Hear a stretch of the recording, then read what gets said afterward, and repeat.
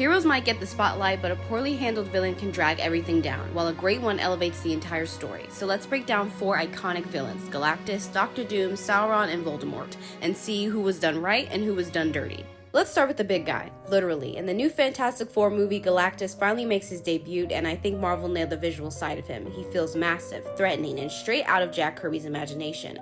But here's the problem. His presence in the third act is where things get messy. Instead of building him up as this unstoppable cosmic force, he sort of became another obstacle to punch through. When you adapt a villain like Galactus, you can't treat him like just another boss fight. Done right, he should feel like a force of nature, something beyond good and evil. Done wrong, he risks becoming just another CGI monster. And speaking of Fantastic Four, let's talk about Doom. Fans have been begging for a proper adaptation of Doctor Doom for decades. On page, he's one of the greatest villains ever created, regal, brilliant, and terrifying. But on screen, he's been reduced to a one-note evil businessman, or worse, just a jealous friend turned bad guy. That's not Doom. Doom isn't scary because he wants money or power. He's scary because he truly believes he's the hero of his own story. A proper Doom is someone who can make the audience question if he's actually wrong. Until Marvel gets that balance right, Doom remains one of the most wasted villains in film. Now, let's move into Middle-earth. Sauron is a fascinating case because in Peter Jackson's Lord of the Rings trilogy, Sauron was done right. He wasn't a character we saw sitting on a throne giving speeches. He was a looming presence, a shadow, and a literal eye watching over everything.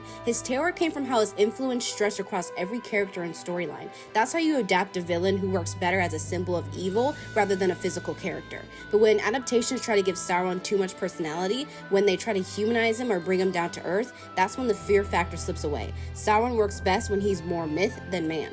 And finally, Voldemort. In Harry Potter, Voldemort started out as absolutely terrifying. His return in Goblet of Fire was chilling. The graveyard scene is still peak villainy. He felt like this mythic figure, someone kids whispered about but never thought they actually see. But as the series went on, he started to lose some of that edge. The menace was there, but the little quirks and exaggerated movements made him feel off. Not ruined, but less terrifying than he could have been. Voldemort is a great example of a villain done mostly right, iconic and memorable, but one that lost a little steam by the end. So what did we learn here? Villains are hardest to get right because they need balance. Galactus should be a force of nature, not a punchline. Doom should be terrifying because he believes he's right, not because he's a jealous buddy. Sauron should remain a looming shadow, not a guy with too much screen time. And Voldemort proves that even a strong start can slip if you don't preserve what made him terrifying in the first place. At the end of the day, a hero is only as strong as their villain, and when Hollywood gets it wrong, the whole story crumbles.